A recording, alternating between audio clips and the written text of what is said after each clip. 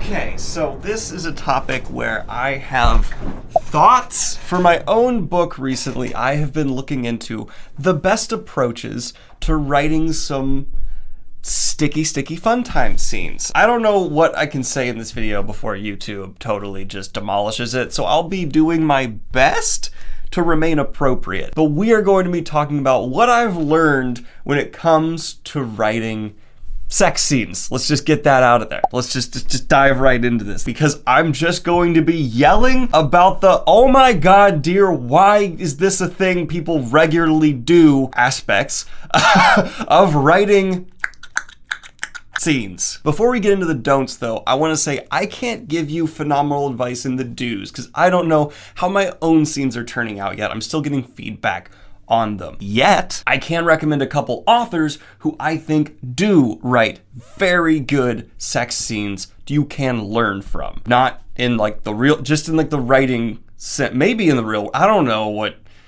We're not talking about that. And that's going to be Fonda Lee and Joe Abercrombie. Those two, in my opinion, write some of the best sex scenes. If you want to have a pretty good balance of graphic that's not just full out erotica, that is fantastic. And they don't write them in the exact same way, so you can kind of pick and choose elements from various ones and go from there. I also want to say, if your preference for writing sex scenes is to just like fade to black, you're welcome to fade to black. I will not judge you. Not everyone wants to write sex scenes. Not everyone wants to read them. That's a-okay. You're just not gonna be in the conversation for like, you know, the best sex scene writers because you're opting out. And opting out is a very reasonable thing to do. But if you are going to write them, here is what you should not do. All of the things I'm about to talk about, I've seen several different authors put in their sex scenes, and my God, why? Why? First of all, do not call it a member. That is the least sexy way you can refer to genitalia. A member, no, it's not wearing a Letterman jacket, okay? It's not a member of something. Call it anything else besides that. I would prefer wiener. I would actually prefer you call it a wiener than a member. That's how low the bar is starting in terminology, all right? Don't do that. That's a no-ski-doskies. We're starting basic, but terminology is important here, all right? And that's a big one. Next thing's gonna be a bit more like preference-based, but because like factually, don't call it a member. But I do believe, okay, not every sex scene written in a book should just be like this flawless, everyone's satisfied, igniting of fireworks. It's fine to do that, especially if you're not going for the more gritty, real side of fantasy. But I've heard the argument made, of course every sex scene should be like this because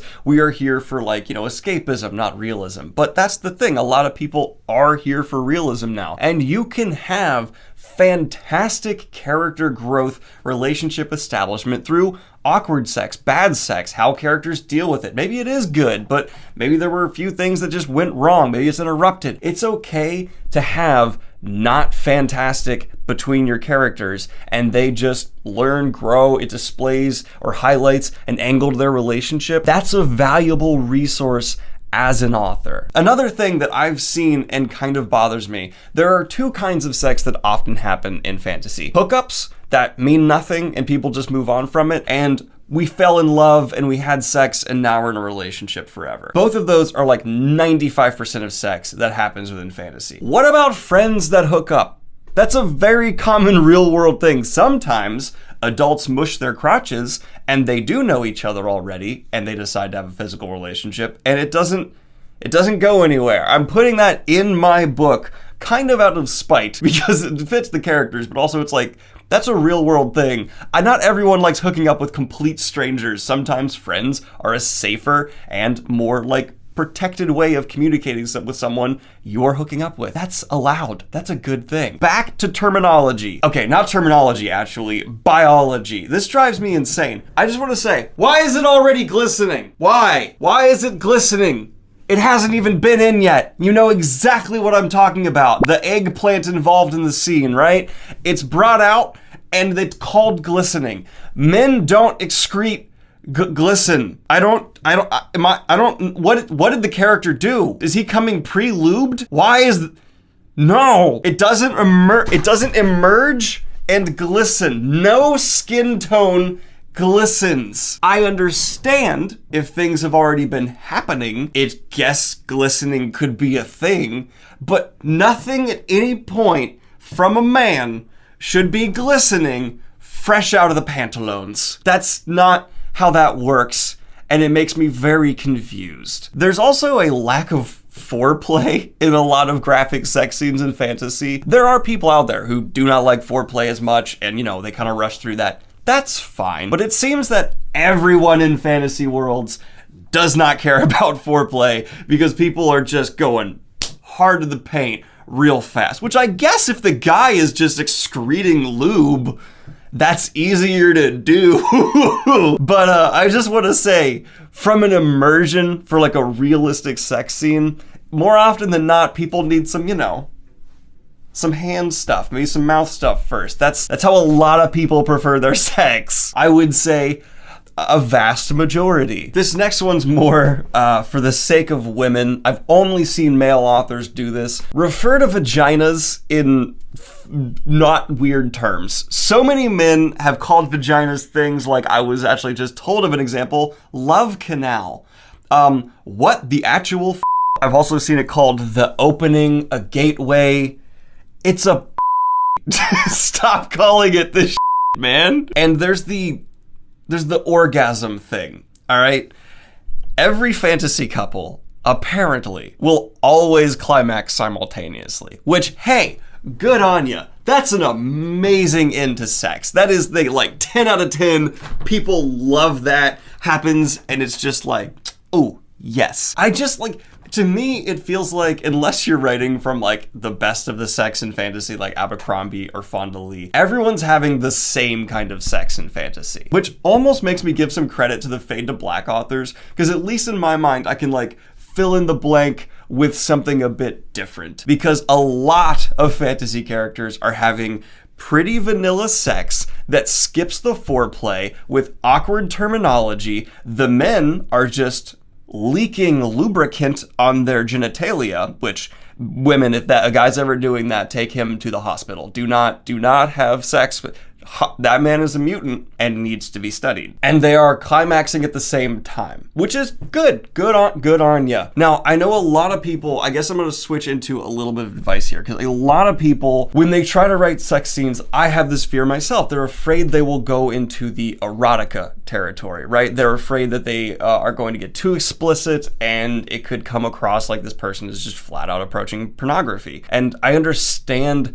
that fear. It's something where you don't want to suddenly jar your reader and make people uncomfortable who weren't necessarily into this. I've found a balance myself where I'm getting into the foreplay a bit. I more just imply the type of sex these people like to have, and then I will fast forward to the aftermath. And that is how I'm approaching writing my scenes. It gives you that steamy buildup, it leaves enough for your imagination, and I don't need to be extremely explicit. There are authors like Abercrombie who get far more explicit than that, but I still wouldn't say they're getting into the pornography territory. But it's very subjective. This is going to be up to the kind of reader you want to attract and please. Okay, please was a poor choice of words there, but yeah, you know what I'm saying. Let me just here's an example of what it's like to read one of these sex scenes that gets into all these problems. It's here. Franklin's pantaloons were pulled down, his glistening member throbbing in the wind. By the way, why are Panasias throbbing all the time?